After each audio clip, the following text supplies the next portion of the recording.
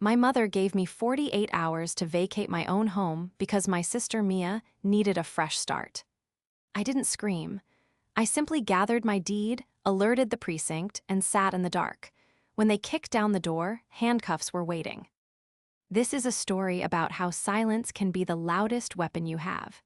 If you enjoy justice served cold, make sure to subscribe to see how this unfolds. We're always curious.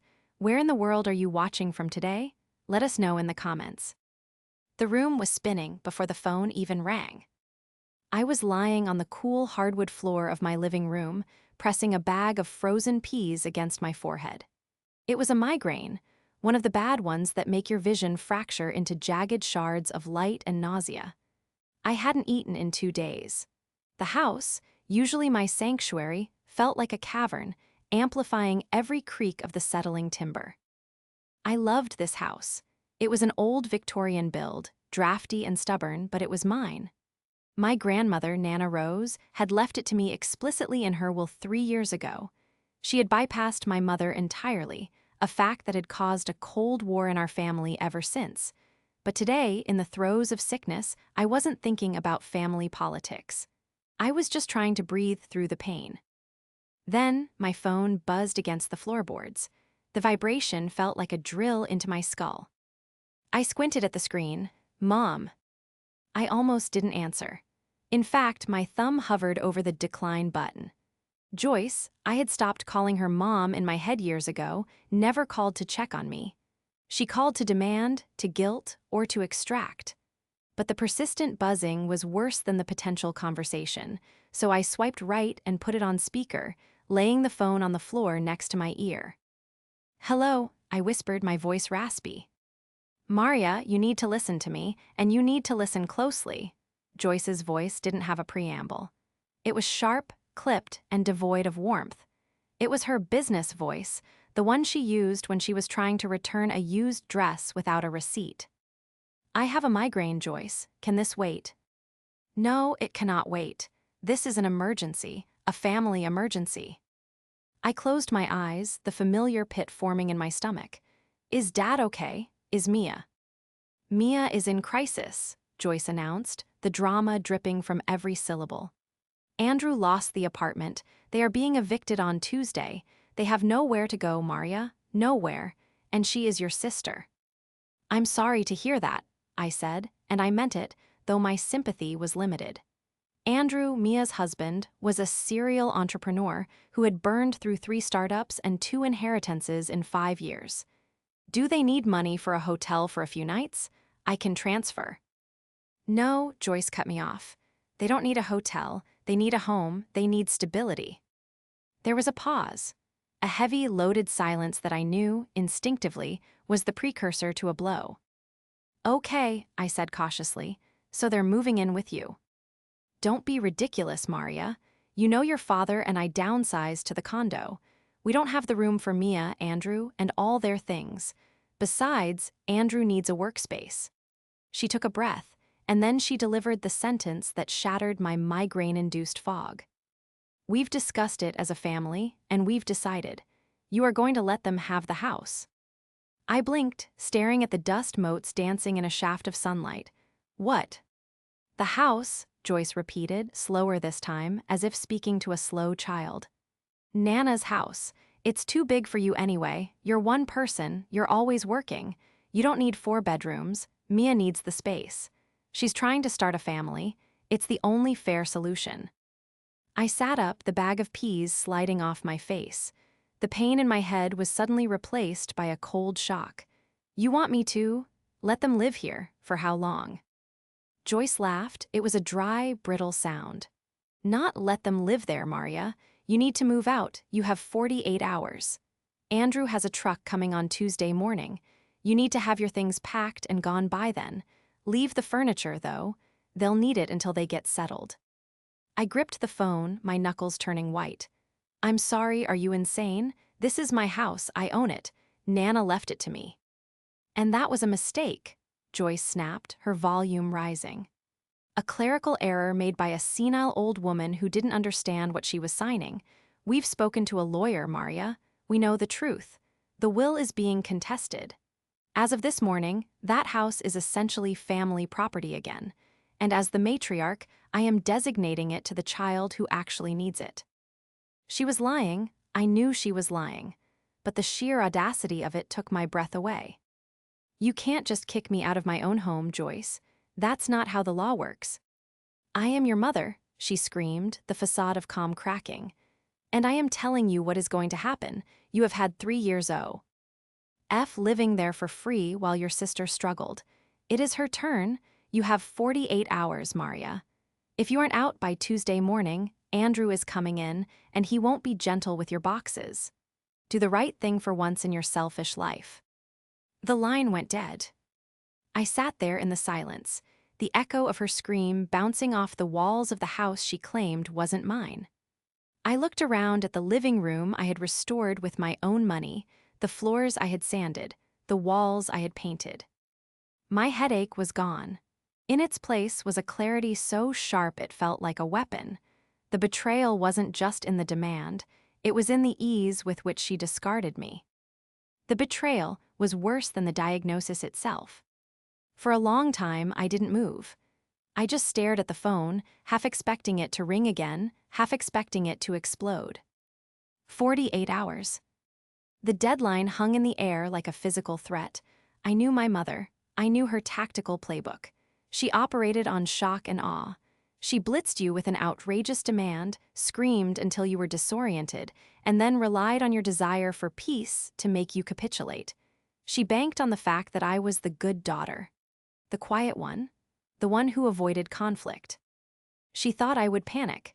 She thought I would call her back, crying, begging to find a compromise, offering the guest room, offering money. She expected me to fold because, in her mind, I was weak. I was the accountant who liked spreadsheets and silence. I wasn't a fighter. I stood up, the floorboards groaning beneath my feet. I walked to the kitchen and poured a glass of water. My hands were trembling, not from fear, but from a rage so cold it felt like hypothermia. We've discussed it as a family. That was the phrase that stuck in my throat like a fishbone. The family didn't include me. It never had.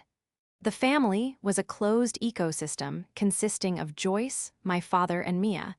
I was just the resource they mined when they ran low on supply. I looked out the kitchen window at the driveway. It was empty now, but in 48 hours, she said Andrew was coming. Andrew, my brother-in-law. A man who wore suits that were too shiny and spoke in buzzwords he didn't understand. A man who had once asked me, at Christmas dinner, if I could fudge some numbers for his tax return because that's what accountants do, right?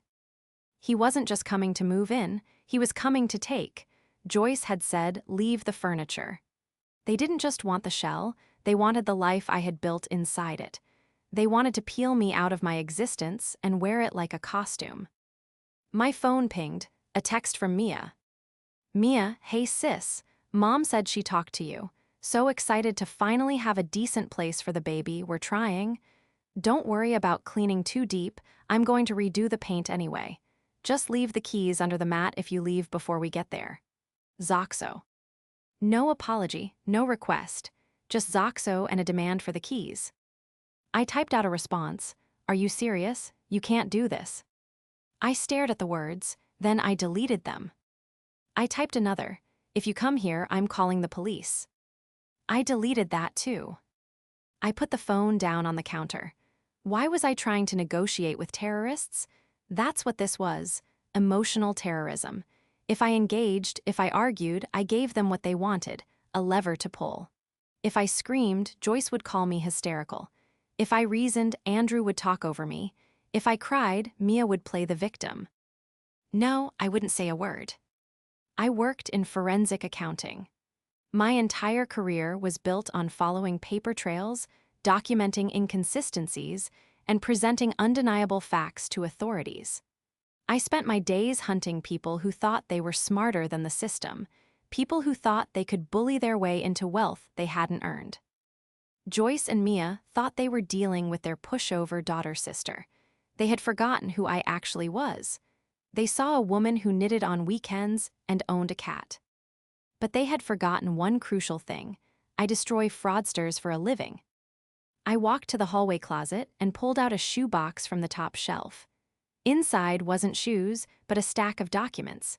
The deed to the house. The probate court ruling from 3 years ago.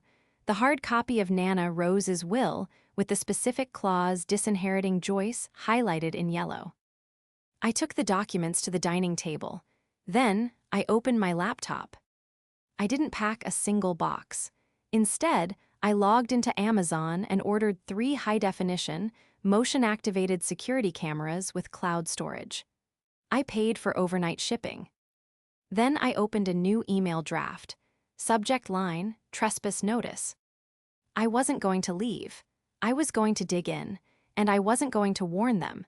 If they wanted to play a game of surprise eviction, I would make sure the surprise was entirely on them.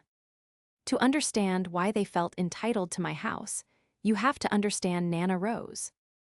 My grandmother was a Steeless, pined woman who had built a small empire of dry-cleaning businesses in the 70s. She was tough, fair, and utterly intolerant of nonsense. She was also the only person in my family who actually saw me. While Joyce doted on Mia, the pretty one, the social butterfly, the one who was going to marry rich, Nana Rose spent her time with me. We sat on the porch of this very house, drinking iced tea, and she would teach me about compound interest, about equity, about the importance of having your own name on a deed. Maria, she told me once, a year before she died, your mother loves money, but she doesn't respect it. And your sister thinks the world owes her a living because she has a nice smile. You're the only one who knows the value of work. When Nana died, the reading of the will was a bloodbath. Joyce had walked in wearing black silk, already talking about how she was going to renovate the old shack, this house, and sell it to fund her retirement in Florida. When the lawyer read that the house, the savings, and the residual business assets were left entirely to Maria Ellen Vance, the scream Joyce let out shattered windows. She sued the estate, of course. She dragged me through probate court for 6 months, claiming I had coerced Nana. But Nana was meticulous. She had filmed a video will to accompany the written one, explicitly stating her sound mind and her reasons for cutting Joyce out. The judge threw Joyce's case out with prejudice.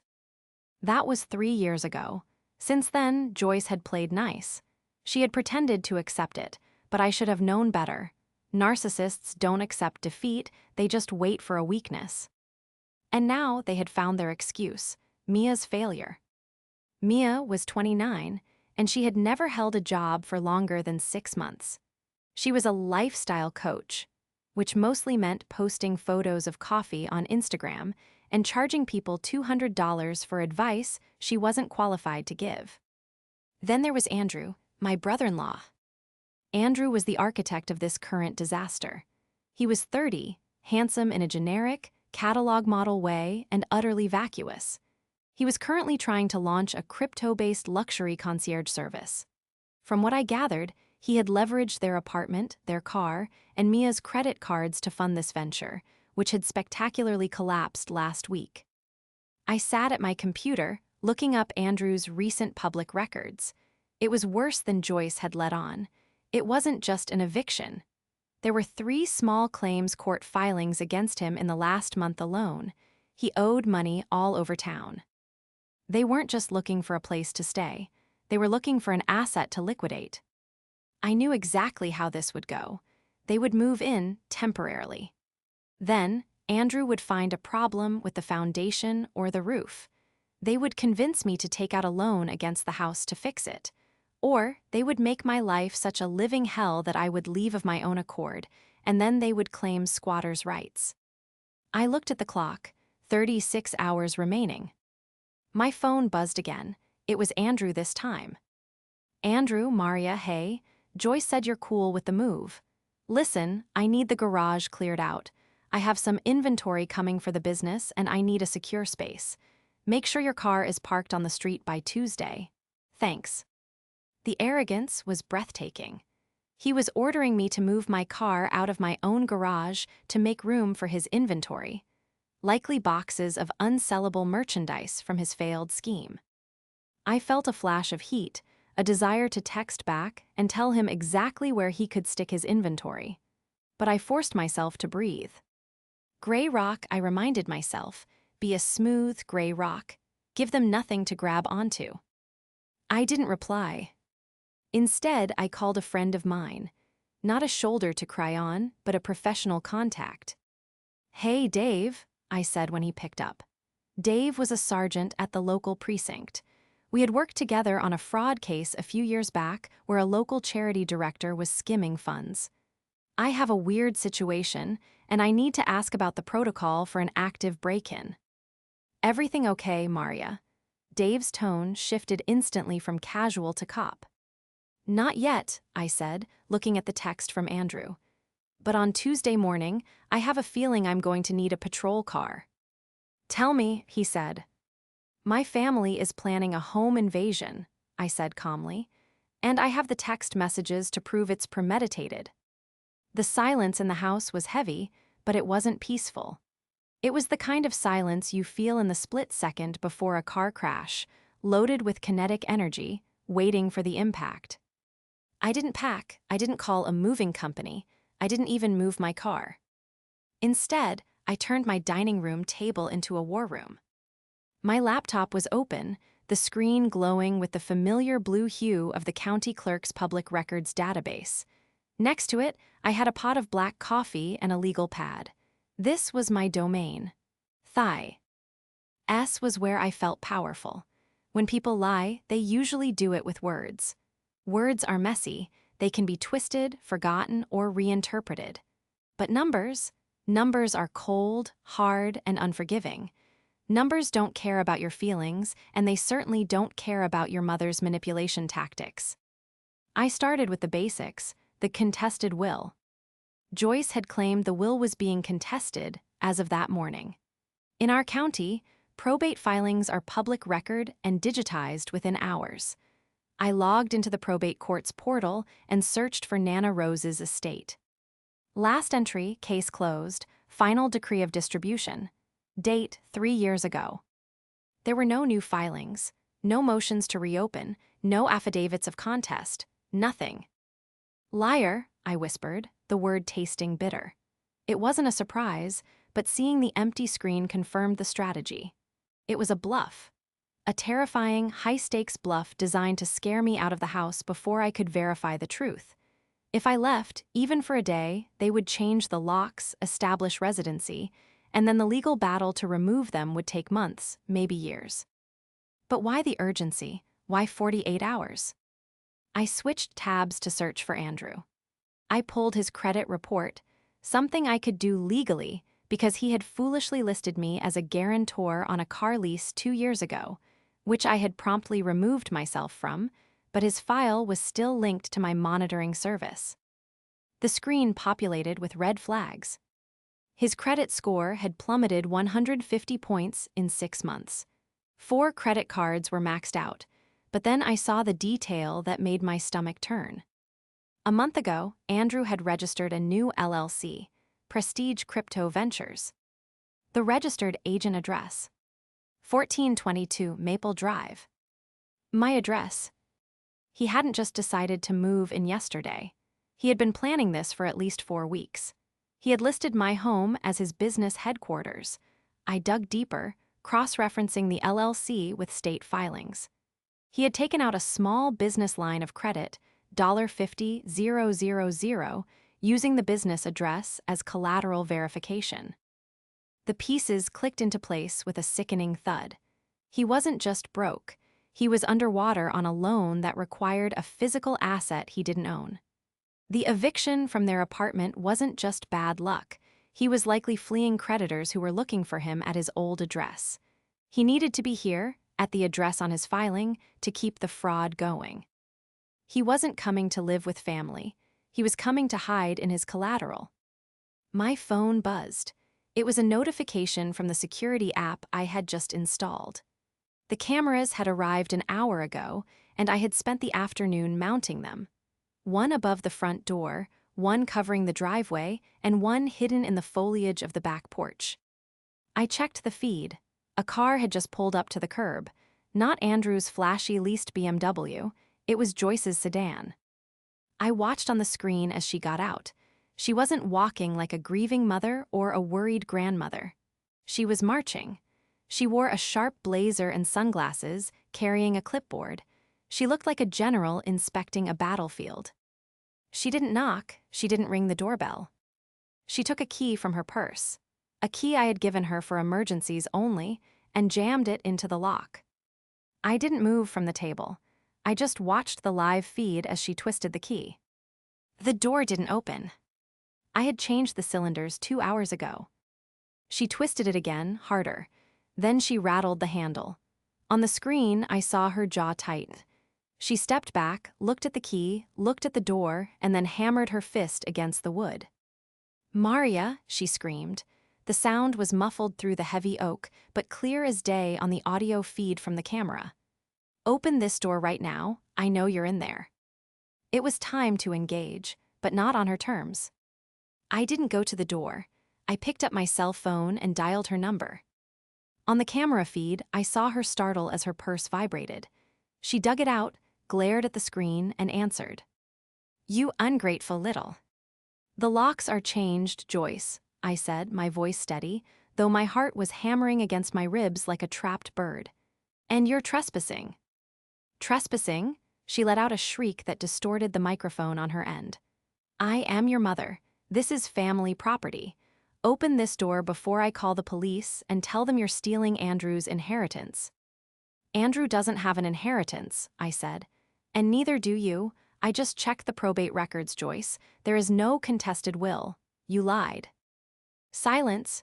For 3 seconds, the only sound was the wind on the camera microphone. You don't know what you're talking about," she stammered, her voice dropping an octave.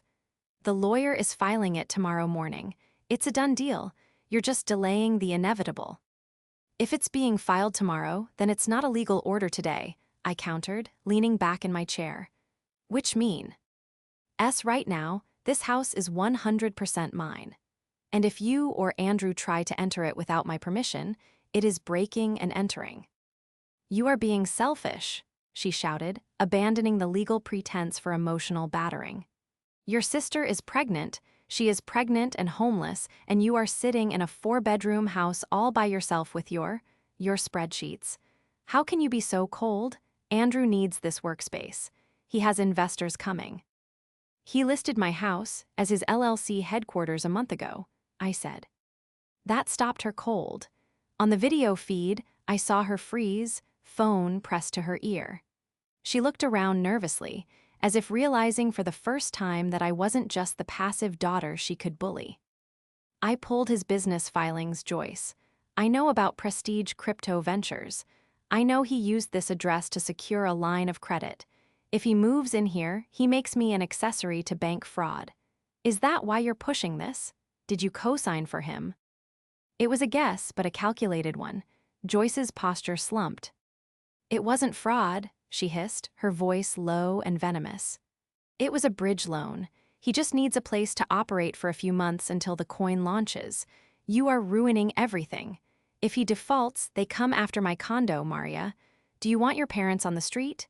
Is that what you want?" There it was, the truth.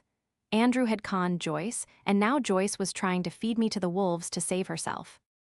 "That sounds like a you problem," I said. The words felt foreign in my mouth, heavy and sharp. "I'm not losing my home because Andrew is a con artist and you're an enabler." "Put me on speaker," a male voice growled. I watched on the screen as Andrew walked into the frame. He must have been waiting in the car.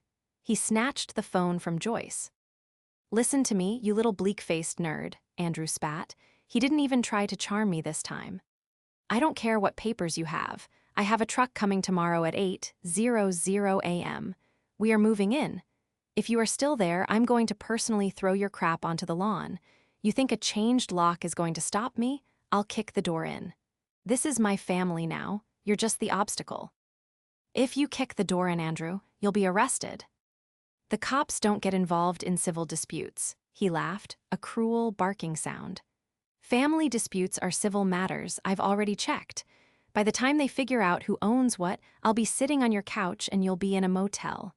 Be gone by 8:00 8:00 a.m., Maria, or you'll regret it. He hung up. On the screen, I watched him grab Joyce's arm, rougher than necessary, and pull her toward the car. He pointed at the house, shouted something I couldn't hear, and then they drove off. My hands were shaking so badly, I had to put the phone down. He was right about one thing. Police often hesitated to intervene in family matters or civil evictions without a court order. If he broke in and established residency, just by sleeping there one night, it would become a nightmare to get him out. I needed undeniable proof that this wasn't a civil dispute. I needed proof that this was a criminal act. I looked at the text Andrew had sent earlier. I need the garage cleared out. Then I looked at the video of him threatening to kick down my door. I dialed Sergeant Dave again. "It's me," I said. "They just left. They threatened to break down the door tomorrow morning at 8:00 a.m. And Dave, I think I can prove they're coming to commit fraud, not just trespass." "If they break that door frame," Dave said, his voice hard, "that's criminal damage and burglary. If you're inside and in fear for your safety, that's a felony. You need to be sure you want to go this route, Maria. Once we arrest family, you can't unring that bell."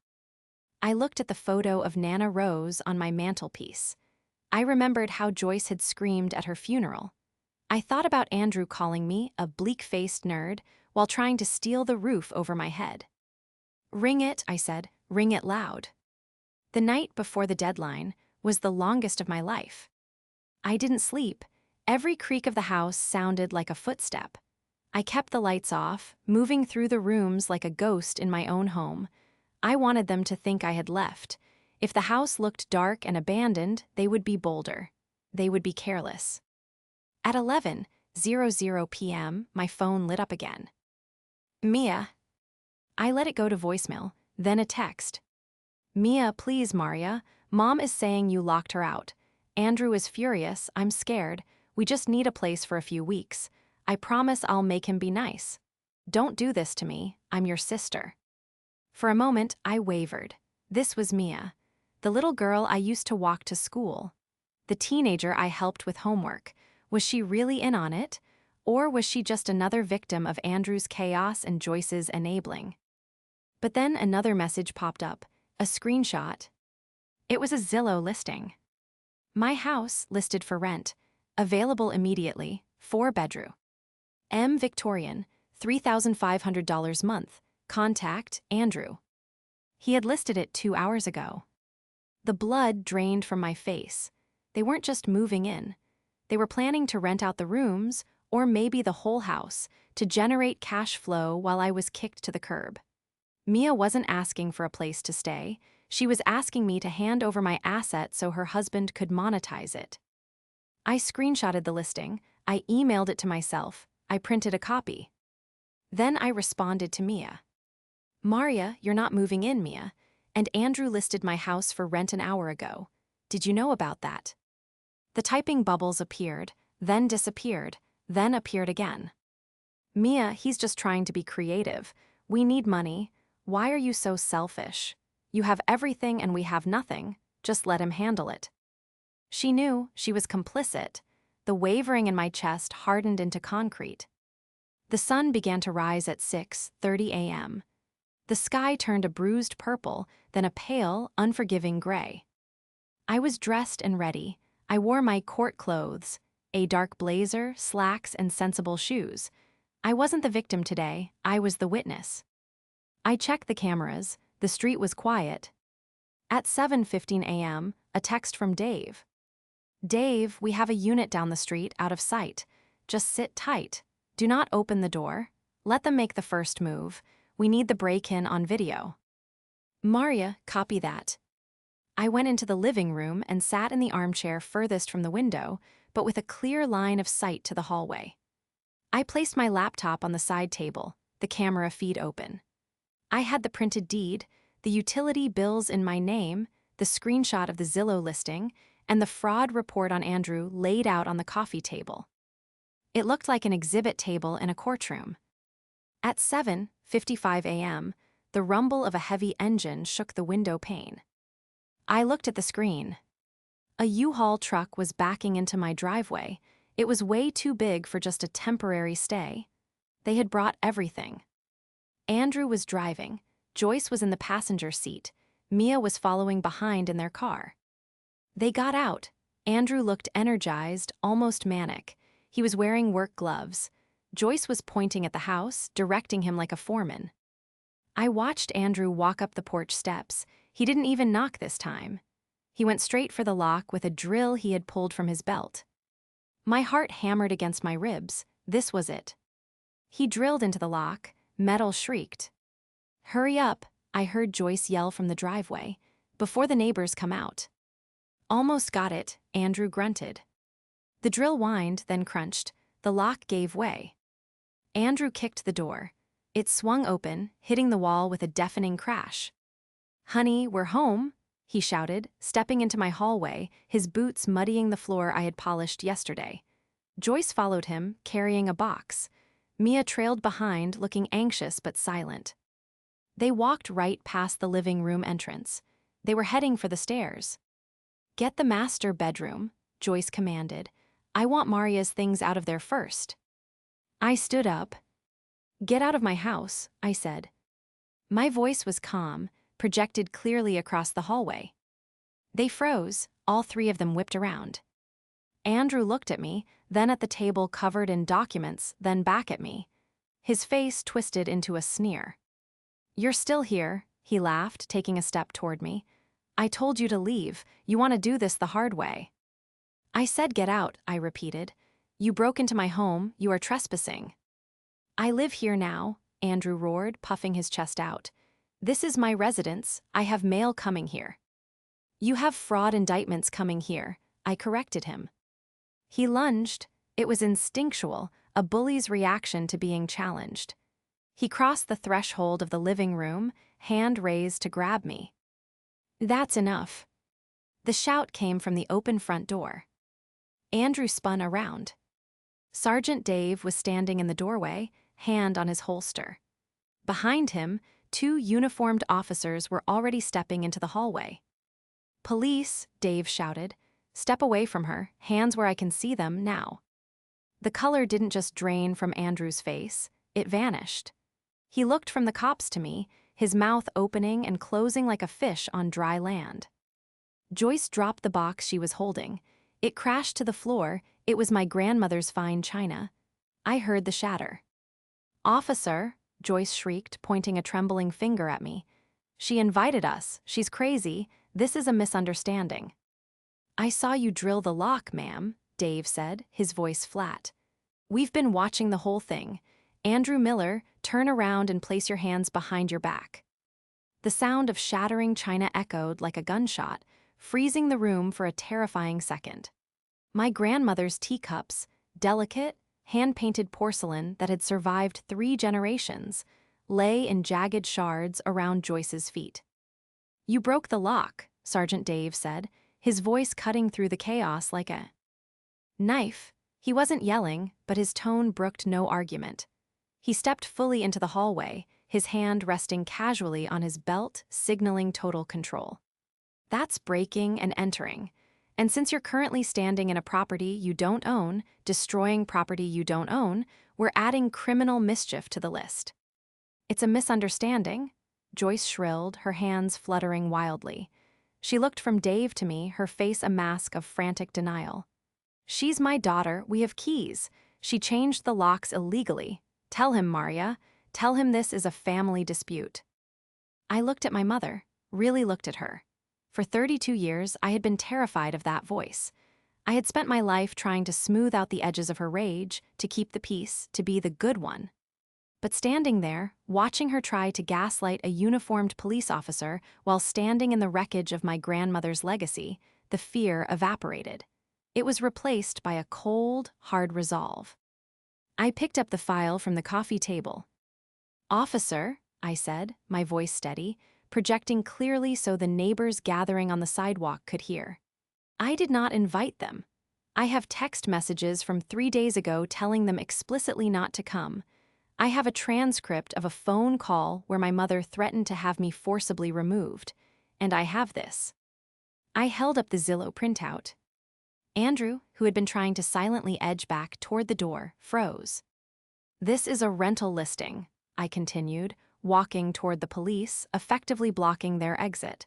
"Posted by Andrew Miller, for my house, listed as vacant immediately.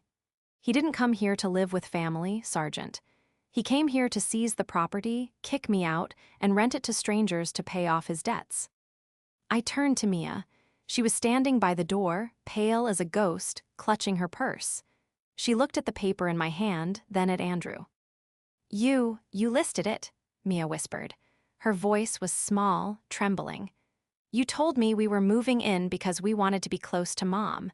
You said we were going to build a nursery in the spare room."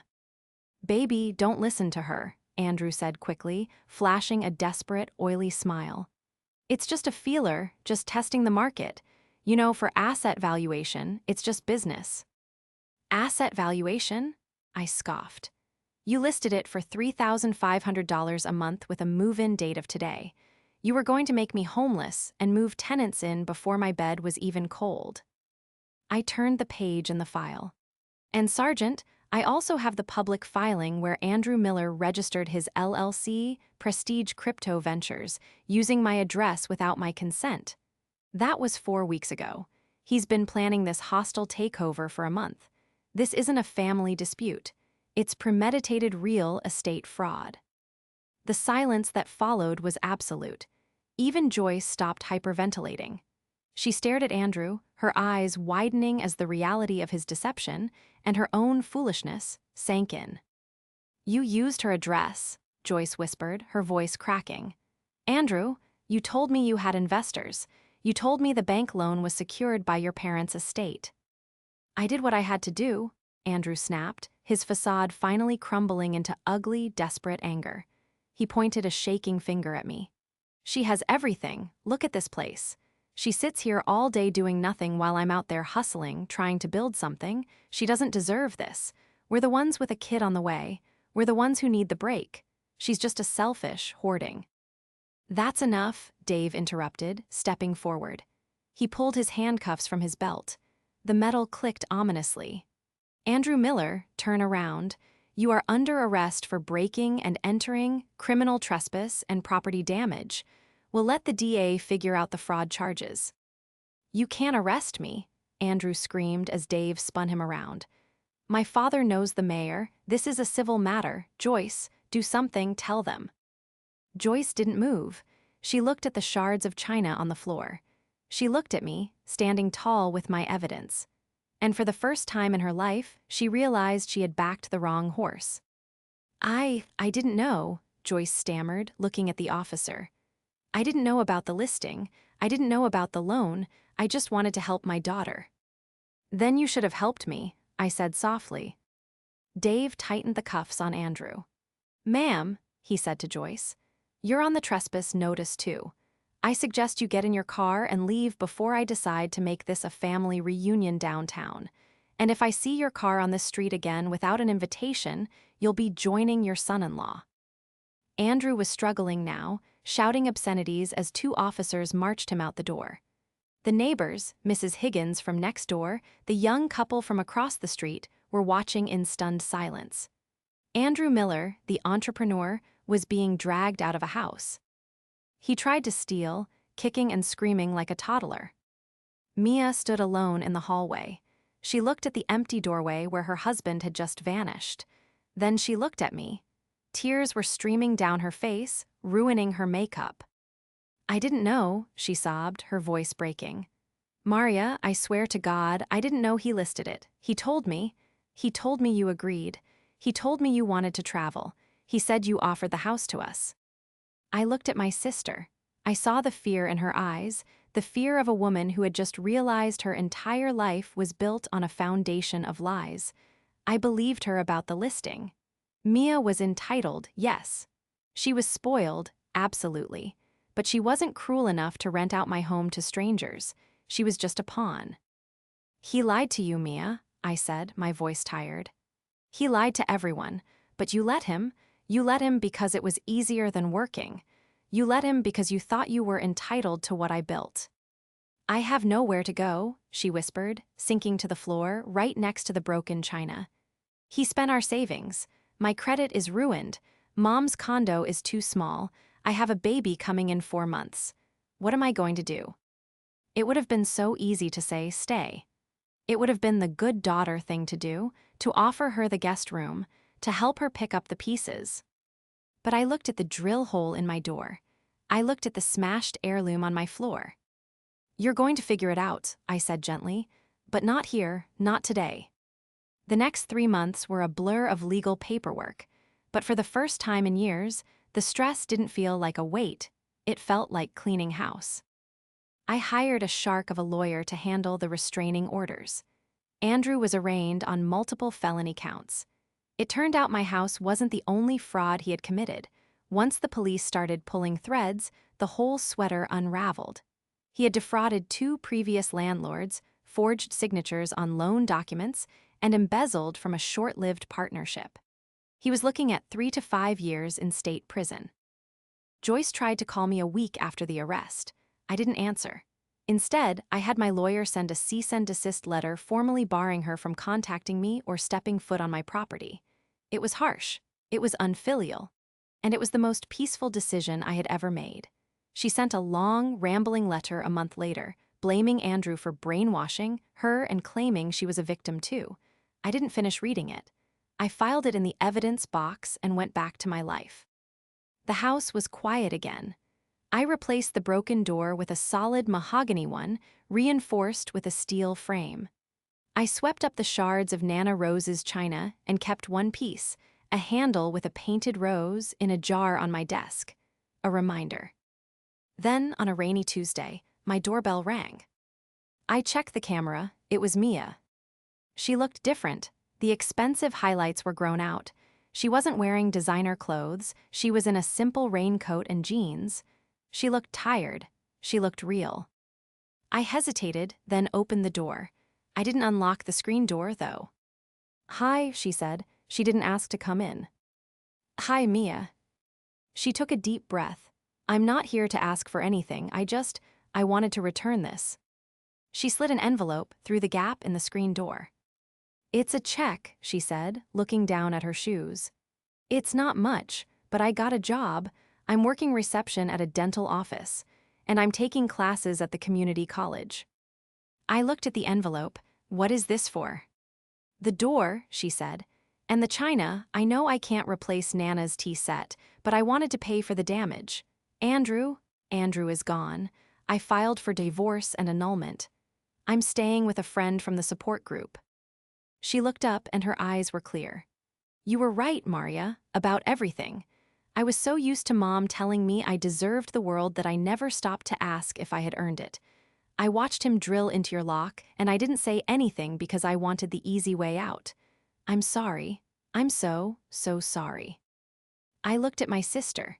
For the first time, I didn't see the golden child.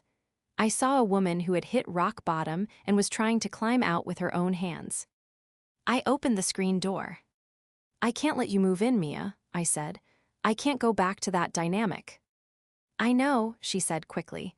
"I don't want to. I need to do this on my own." "But," I said, stepping aside, "I just made coffee, and I could use some help picking out a new tea set." She hesitated, then offered a small, tentative smile. It wasn't the dazzling smile of the girl who expected everything. It was the grateful smile of a woman who expected nothing. "I'd like that," she said. We sat in the kitchen, the rain tapping against the window. We didn't talk about Joyce. We didn't talk about Andrew. We talked about her job, about my garden, about the baby. When she left an hour later, the house didn't feel empty, it felt secure. I walked into the living room and looked at the photo of Nana Rose on the mantel. I had protected her legacy. I had kept the house. But more importantly, I had reclaimed myself. I wasn't the doormat anymore. I was the owner. And as I locked the heavy mahogany door for the night, the click of the deadbolt sounded exactly like victory.